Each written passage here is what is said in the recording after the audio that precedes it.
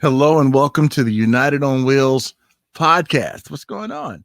It's me, Paul Amadeus Lane. So happy to have you to join us on this special edition of our podcast. So why do I call it special?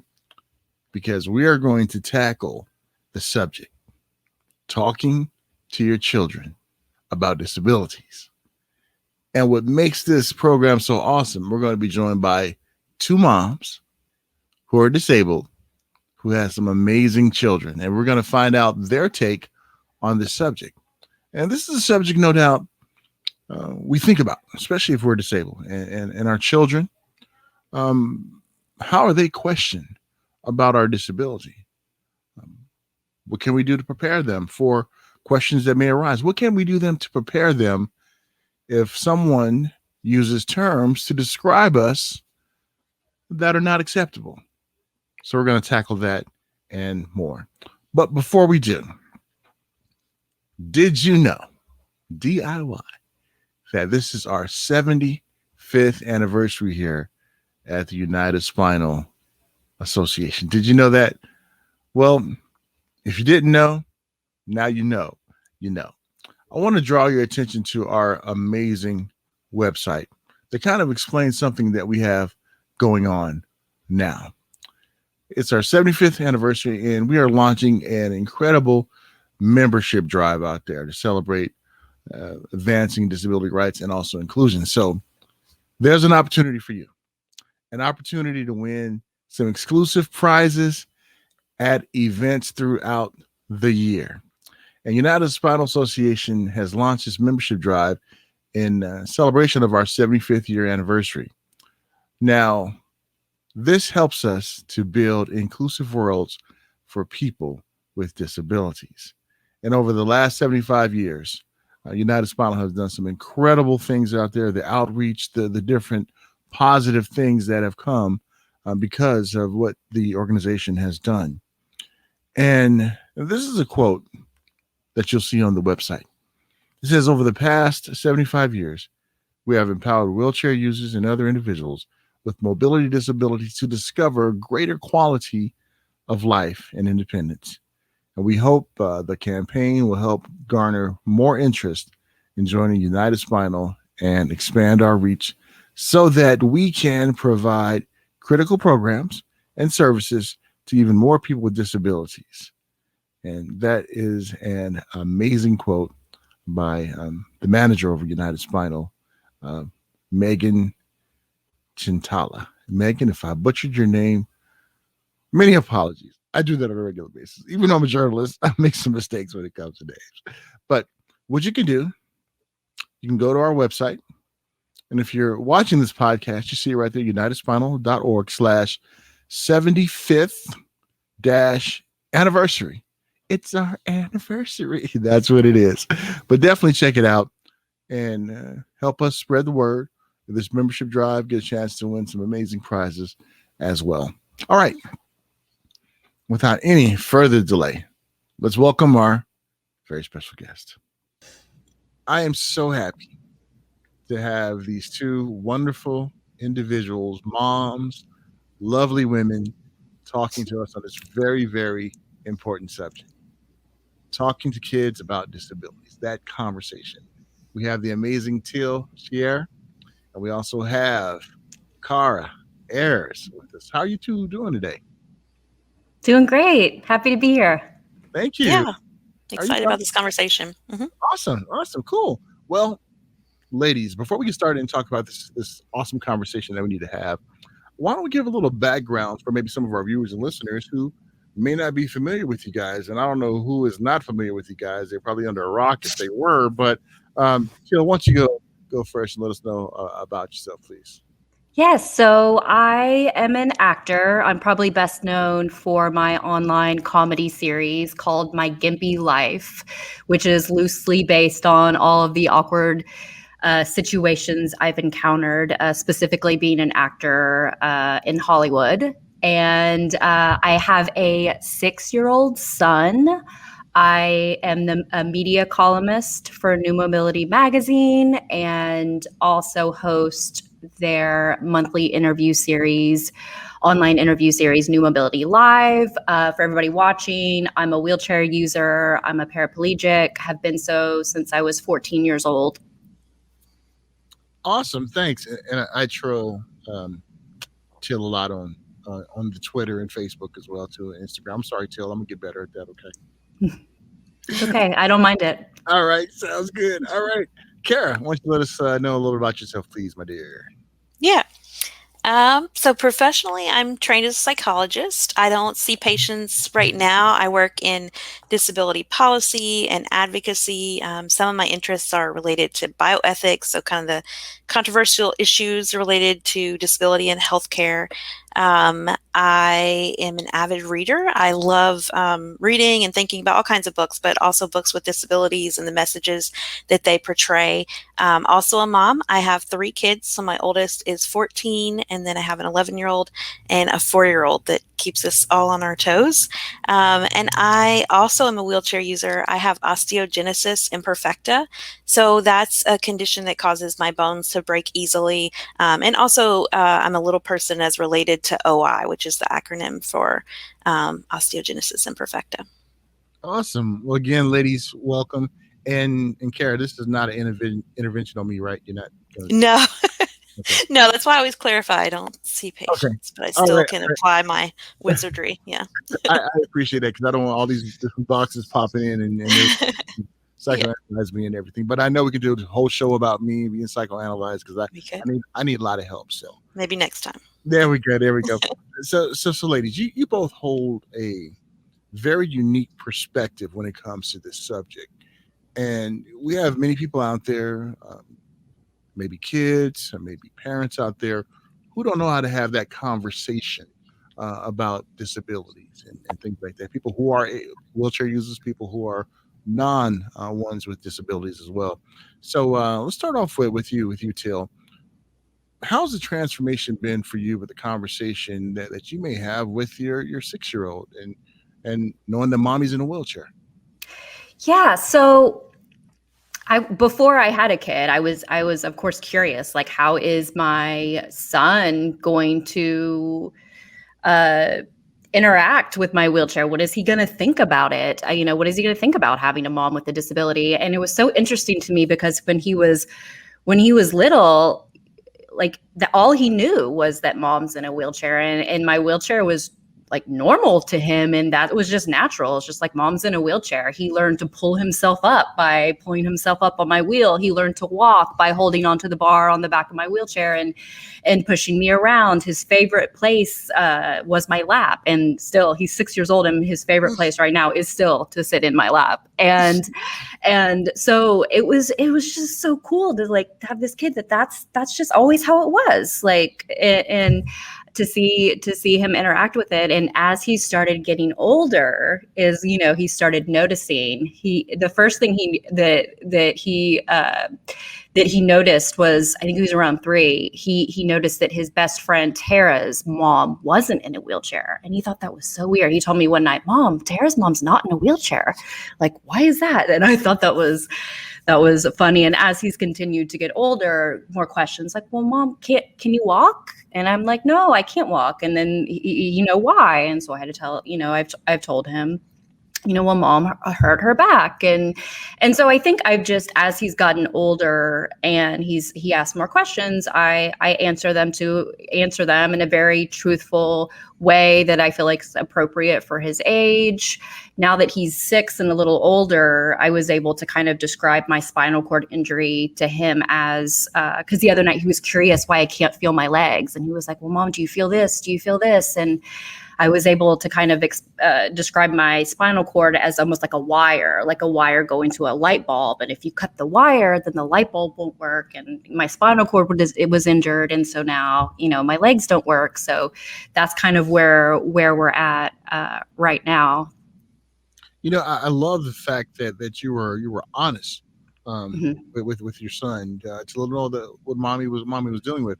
And we're going to touch on that a little bit more once we get Kara's take on all this too, because I think there's another conversation we can have about that, where if we shield young ones from the truth, it does more harm than good. So we'll definitely chat on that too. But Kara, why don't you give your experience, please, being a mom and the conversations you've had with your children.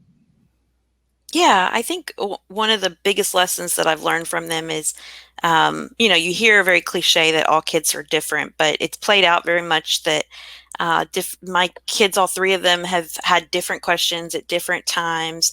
My son comes to mind because we adopted him at age 7. And so he was meeting what was probably the first two adults that he had seen. We adopted him from China, and he'd likely not seen adults in wheelchairs out in the community or kind of proactively leading their own lives. And so the leap of faith that he took to go with us, and trust us, and for us to explain through a huge language barrier that, yep, we use these wheelchairs, and no, you don't. But we also were able to piece together over the months as we got to know each other that he's also a little person. So we talked about what we have in common, and as he's grown in his own identity as now a young man with a disability at 14, it's been exciting to see him see what we have in common and also see differences. And my two daughters do not have disabilities, so their questions have also been about, what do we have in common, and what do we have that is related to our disability. That, it's similar to what Teal said. There was this kind of figuring things out period, I'd say around 3 too, in our family, that also had a layer of like, oh, well, am I going to be in a wheelchair one day? Because, you're my mom and I want to be like you in some ways. And so in our family, it's we do our very best. Disability is framed very positively as a strength. But they've also had some, experienced some challenges, like when our family faces stigma and staring, or just sometimes blatant discrimination. And, there are painful parts of my disability too. I broke my hip when my youngest was about 6 weeks old. And so that was really the first time for my other older kids that they saw how quickly my disability can change and impact what I'm able to do on my own and things. So we definitely try to handle all that with honesty and openness. I think that's a theme that no matter what it is, we try to keep those two things in mind. Absolutely, and we can see how that's very important. I don't have any children, but I have a niece and nephew, and I spend a lot of time with them. And I remember when they were younger, their favorite part of me was my lap. They wanted to ride with me in the wheelchair. And then I remember my nephew. Since I'm a quad and my fingers don't work, the way I turned the TV back in the days before Alexa and all these other devices that we can use is I used to use my chin like this. So my nephew was like 2 years old. You saw him trying to turn like that, and then he would also say, "I want a chair like Uncle Paul," but Uncle Paul had to have a frank conversation with him to let him know why I was in this wheelchair. And then he started to understand, okay, you're not in here just for fun. You're in it because you can't move. So these frank conversations that we have really helps out the family environment when it comes to that. Now, you mentioned something, Kara, about the stairs and the stereotype and things like that. And until I'm sure we all have dealt with things like that. How do you deal with that situation with educating your kids? Okay, not to get upset about it, but to not be ashamed about it, but to what type of way do you try to help them to see that if that when that comes across? Yeah. I definitely work to validate their feelings in the moment. I think that sometimes we get this message that our job as disabled people is to educate others, and that we have to have a positive attitude because we don't want to be, the angry person with a disability that in the moment. But, you know, that's really not treating people like individuals and humans who have their right. All of us have our rights to have, grumpy days and days that we don't feel like answering a really personal, invasive question. And my kids have also been faced with those questions about their mom from a very early, and their dad, actually. My husband is also in a wheelchair. So, to have your parents questioned, and sometimes with a tone that is not just about curiosity. Sometimes there's a judgmental tone, like, what's wrong with your mom? And as far back as like your mama jokes go. This is not something that kids respond well to. So I think that sometimes there's this mixed message where we're told like kids should always like answer the question nicely. And I've definitely validated in my kids that yes, if you feel like answering, here's some things you can say, let's practice. And if you feel like that they are being rude or intrusive, or you can always, politely say, I don't feel like talking about that right now, or I mean, sometimes I've even empowered my kids to say, the way you said that sounded really rude. I don't know if that's how you meant it, but it's important to empower them and not. So my priority is their mom is them, not just this general like goal that we should always educate. I love that. Until your son is a little younger, 6 years old, and I'm sure his filter is not as fine tuned as others. So how do you help your son when it comes to something like this? Yeah, it's interesting to hear Kara talk about it. Like I haven't gotten to that part yet, that phase yet with him. And I think it's because before COVID, he was in preschool.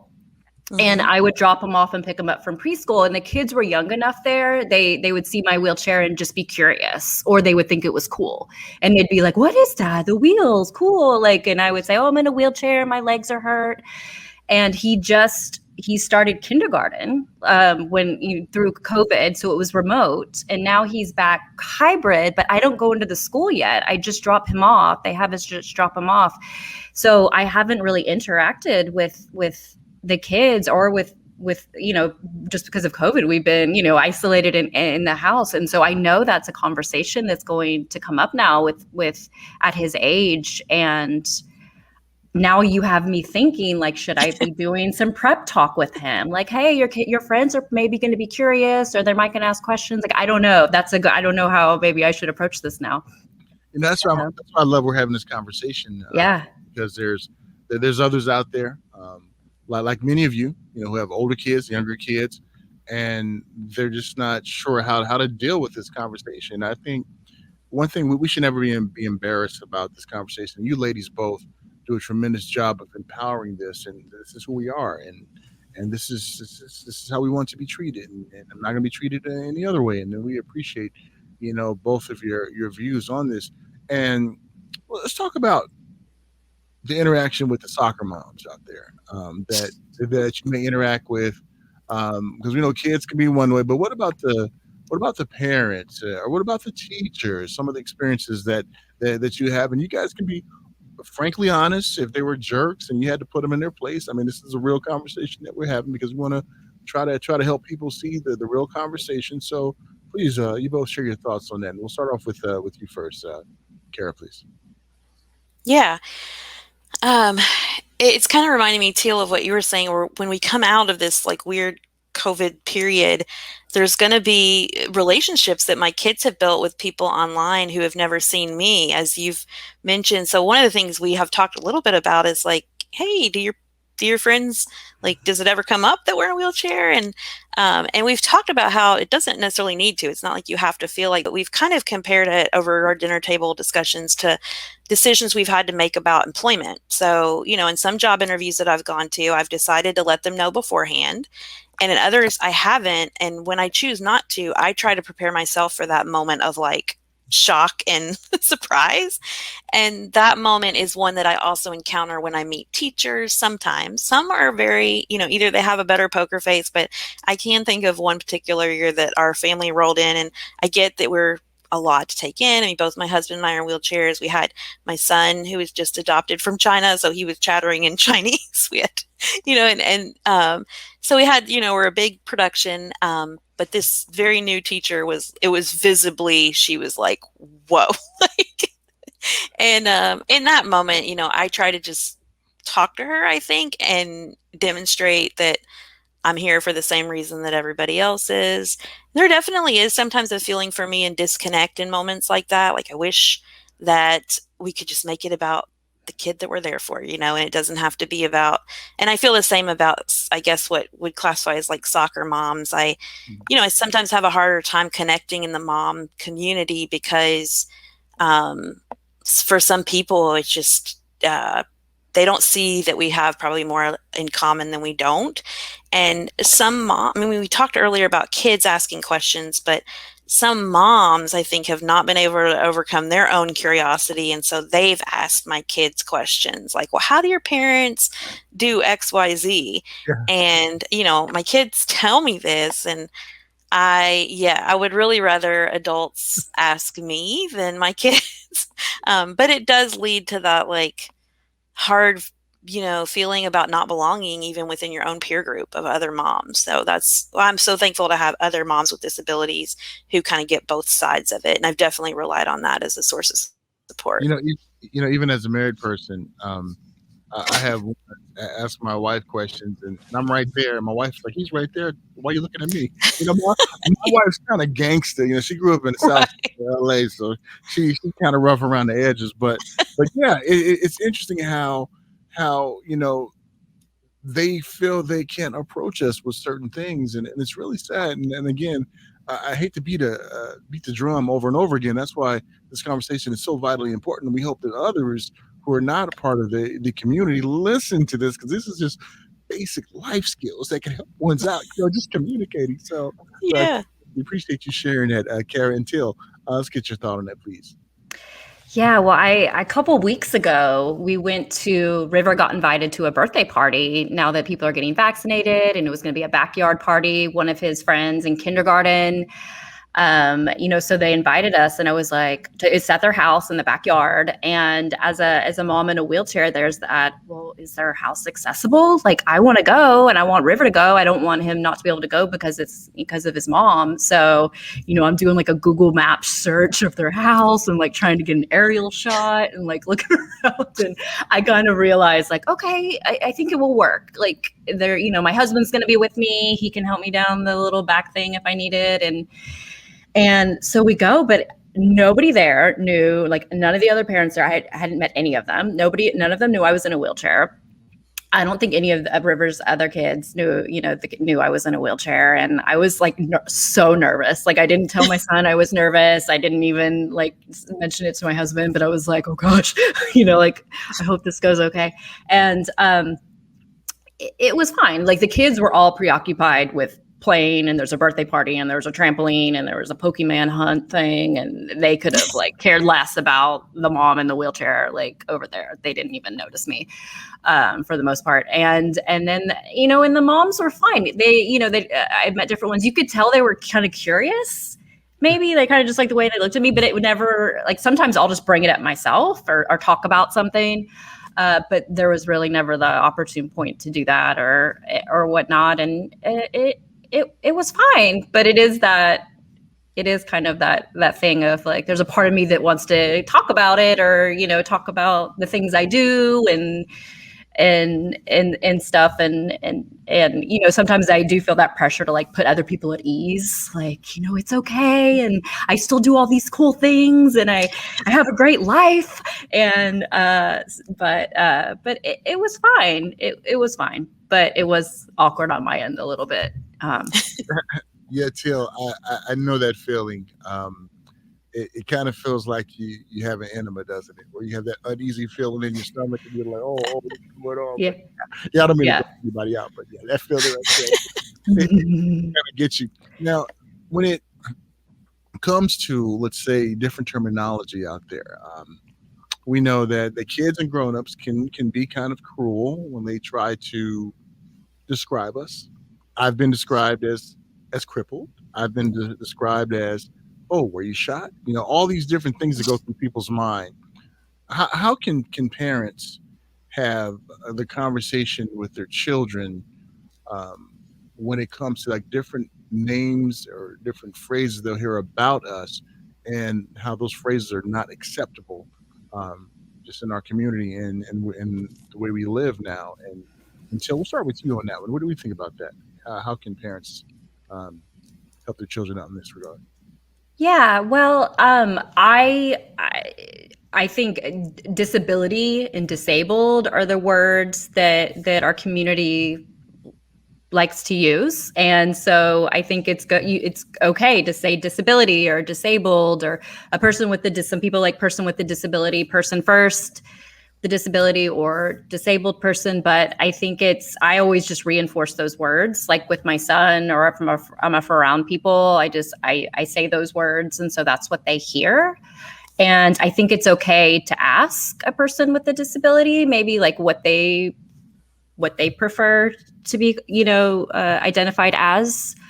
And then, yeah. And if I hear maybe a word that I don't think is used, I think in a nice way, like, hey, we really don't use that word. That's offensive in the disabled the community, and you should use this, like, just in a nice way, like, because I think of most people, they're not, some people, I guess it depends the context, but most people just may not know. And I think people are kind of tiptoe around it because they don't know what to say, and because it has evolved and it's changed, and it's okay not to know, even as a disabled person, sometimes it's, you're figuring all that out too. So yeah.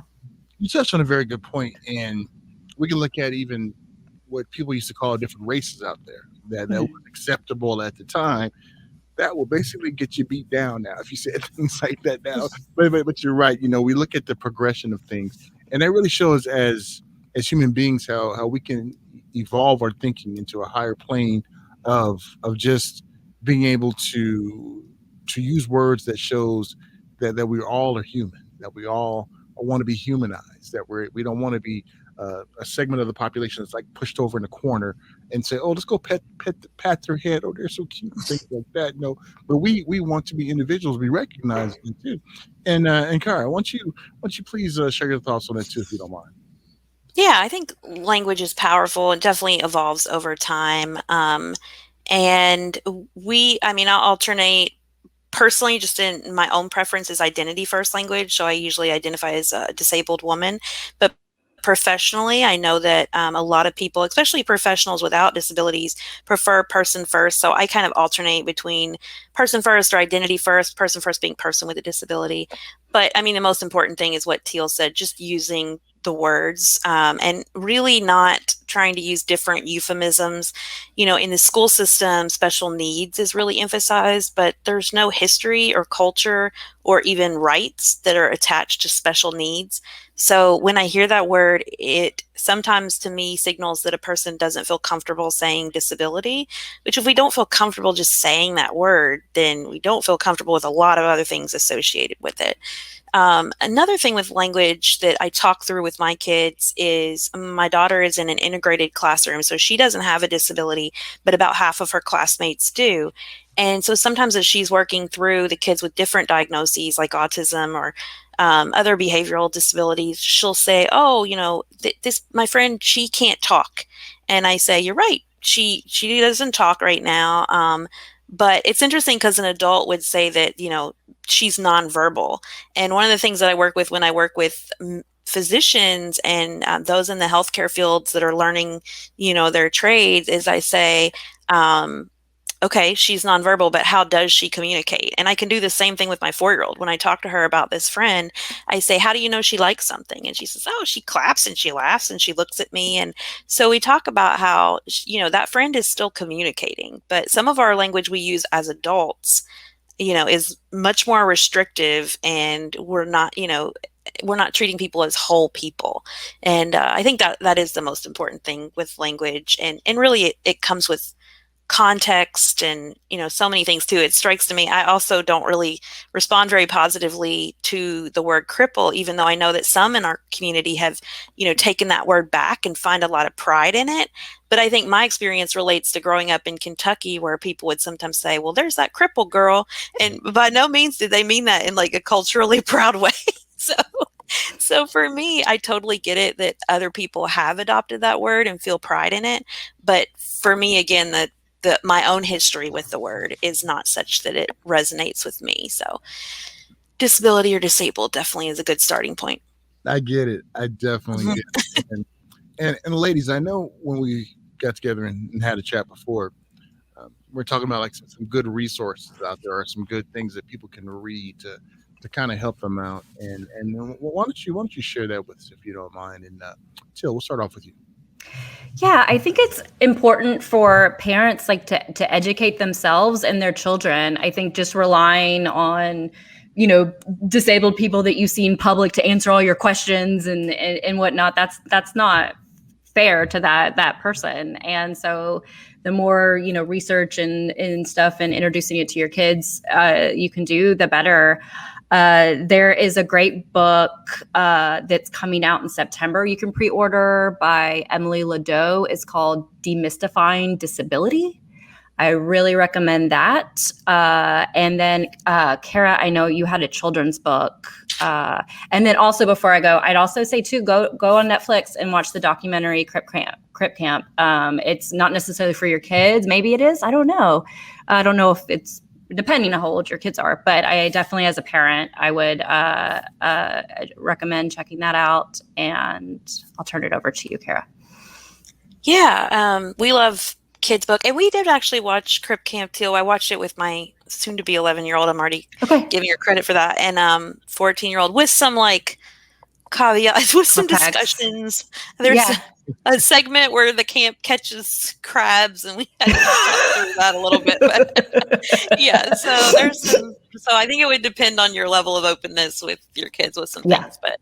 And they felt so cool because there's some cussing in it and stuff. So, but yeah, we love kids books too. Some kids books, promote messages about disability that are questionable themselves. The idea of that a disability is primarily something to be helped, and that you're a good person as long as you help the person with a disability. And that kind of portrays the person with a disability not as a person, but as this flat entity that needs help from everybody. So we read through books, and if it has messages like that, we talk about them, because I really want them to question messages around disability. I try to take that approach rather than not having any of those books on my shelves, because my kids are going to get negative messages of disability, and so are yours. And so some standouts that are really incredible, just released in the last year, are What Happened to You, that is written from a kid's perspective of being asked that about his own amputation. And it walks through his different feelings. Sometimes he doesn't mind, but sometimes he just like to play. And so I like that it approaches that in a more authentic way than the idea of just ask if you have a question, and that person will always just answer in a very friendly way.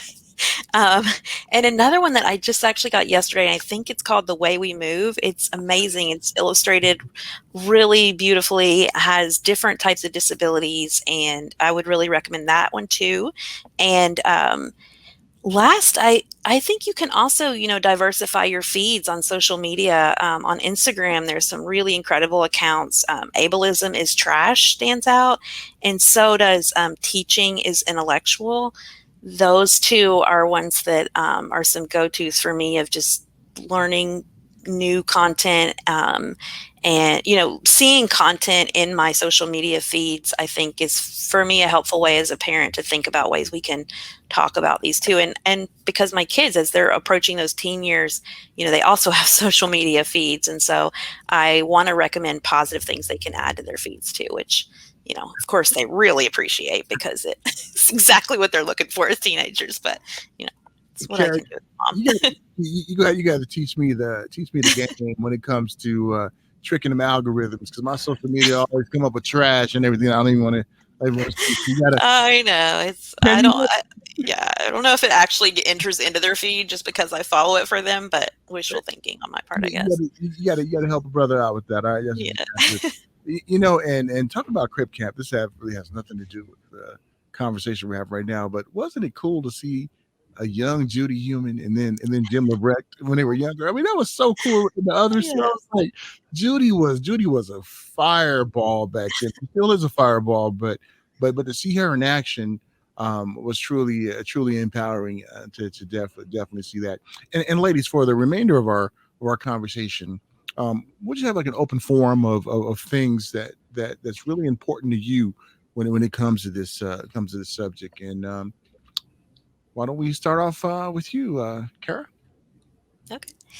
There are so many things. I think a really basic message that I try to put forth within our family and hopefully beyond. It's just that families come in all shapes and sizes. And I've been really fortunate that I also am able to research parenting with a disability, and the findings that we have explored support the fact that, there are unique strengths within families with disability too. A lot of times we talk about kind of just the deficits or how people can overcome the deficits to be kind of this baseline of okay. But I also think that people miss out on the other side of that picture in that, problem solving. I mean, when Teal talked about checking out the Google map, like that is something I too have done so many times. You become this like accessibility detective. And there is this motivation of not wanting your kid to bear the brunt of inaccessibility, ableism. And that is like a deep, part that can be hard to deal with, because one thing for me, but I don't want my children to have to deal with this in different ways. So, but again, that problem solving, that resilience, that adaptiveness, all of those are things that I think most of us as parents want to build up in our kids, whether they have disabilities or parents have disabilities or not. So I try to remember that there's two sides of the coin, and just take it day by day, which I think is a good parenting strategy anyway. So, Sherer, don't you hate, until you probably have the same feeling too, when you are the disability detective and you checked out every nook and cranny of where you're going to go, you think you have everything just planned out. And then when you get there, it's like all of us become schlep rock. You know what I mean? While things just don't work out for us. I'm sure you've dealt with it, right? And you know what's so funny is like I could have just messaged that mom and said, "Hey, I'm River's mom. I use a wheelchair. Like, what's the deal?" I could have just asked, and I don't know why I didn't. I just decided I'm just going to show up in my wheelchair. Yeah, it's yeah. Yeah. And so anything in this discussion that you really want to get across? Yeah, I don't. The other day my son was like, he got sad and he was like, "Mama, I wish you could do jumping jacks with me." And I said, "Well, even though mom can't walk, I can still do jumping jacks." And so I showed him, how I just move my arms and I bounce up and down. And then we started doing that together, and it was fun. So I just, I think I'm just gonna have to realize, like, as a mom, there's gonna be certain things that I'm not gonna be able to go do with him. But there are so many things that I can do with him, and there's things that I do really well with him. And I think those are the things that I focus on. And I've just found so many gifts about being a mom who uses a chair, like Kara was saying. Like, there's so many things besides, like, I already mentioned the closeness of him sitting on my lap. I think there's something really special about being on the same level as kids. Like, I'm on the same eye level as most kids. And so kids, like, connect with me, and I think they feel that connection because I'm on their level. And there are so many other little things that come up too. And so that's what I focus on. Now, I know how you feel, because before COVID, whenever I'm around young kids who are about my height, but I'm like 6'6", so I'm like 5 foot in my chair, so it's like a big kid. But when kids are around, I love it. You're right, Teal. I mean, that's for something they feel less intimidated than this big old burly character walking around and they're all scared. But yeah, absolutely right. And what can we do as a community to talk about this very important subject even more? Do we need more focus groups, or maybe there's focus groups out there, Facebook groups out there, moms with disabilities or kids with disabilities? How important it is for also to have the kids with disabilities to get together and have a little chat too. I'll start off with you, Teal. Yeah, well, I mean, for me, it's one of the big things is representation. I mean, I'm an actress.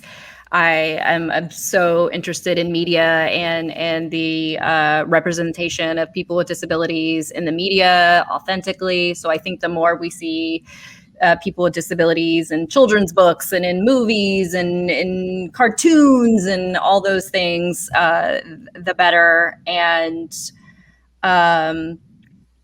what was I saying?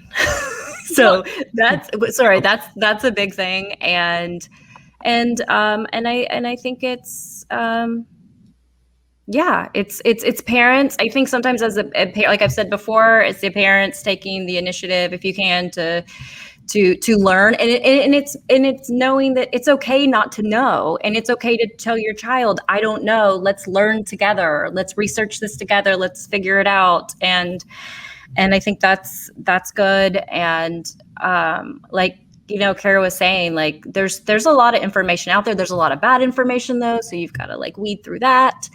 Awesome. No, I love that, Teal. And Kara, let's get your take on it too, my dear.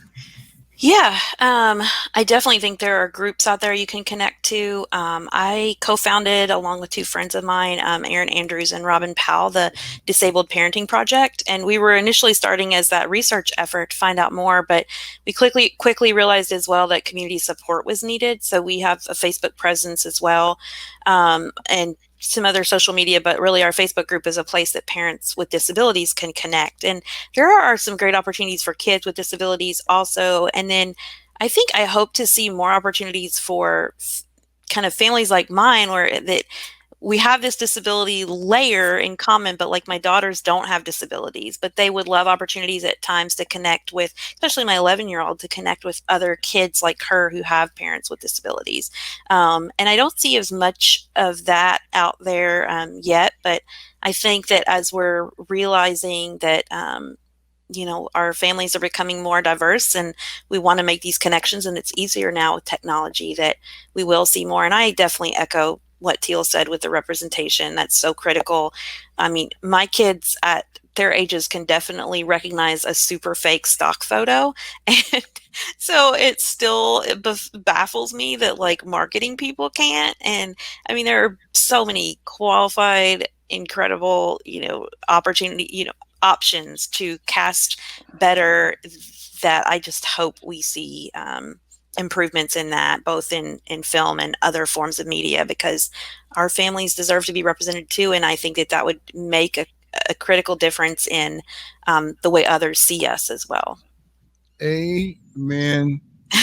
That is, I love that. I'm glad you both shared that, because you're absolutely right. Absolutely right. And ladies, I want to thank you both for being part of this discussion. And before I let you go, any closing thoughts you'd like to say out there to the audience, the viewer, the listener, or just in general out there? Why don't we start off with you, Teal? Yeah, I just want to thank you for having this conversation and for inviting us. I think it's just like the more we, you know, talk about this and are open and connect with one another, the better. Awesome. And Kara. Yeah, thank you for having us. This has been a fun conversation, and thanks to those that have listened too. I mean, I think the willingness and the openness to think about these ideas and approaches is, you know, so much a huge part of the journey. So thanks to everybody who's listening as well. Awesome. And until as we go out, let's do some jumping jacks together. Let's go ahead and get some cardio going. There we go. No. I'm not gonna claim it. I can't. Oh, there you go, Carrie. That's all. It's tonight. There you go. What an awesome chat with Kara and Teal. Enjoy getting their perspective as mothers, and also some real life situations that have come up with them and things that we can learn from it. So we really appreciate having some great resources out there that can help parents, and also some things we can look for in the horizon. Maybe that support group for children who have family members that are disabled. It'd be nice for them to get together and chat it up as well. You heard it first here on United on Wheels podcast. I'm Paul Amadeus Lane. But before I go, again, 75th anniversary here at the United Spinal Association. Yes, it's our anniversary. So make sure you go check out this amazing opportunity for you to win some prizes throughout the year. We're trying to drive up our memberships. And the best way to do that, again, here's the website. It is unitedspinal.org, 75th anniversary. And if you have any problems finding that, just go to unitedspinal.org, and there you'll see something that says 75th. There you go. Learn about 75th anniversary and more. Bam. Whoop, there it is. So you can definitely check that out. And don't forget some of the other great resources that we have on the website. These resources are amazing. The tech access group that I'm a part of, that's spearheaded by my amazing, beautiful friend, Brooke McCall, and also the other great resources out there, products and services, membership, your rights. And if you're struggling, you need some support, bam, we got you covered right there. So definitely check out our amazing website.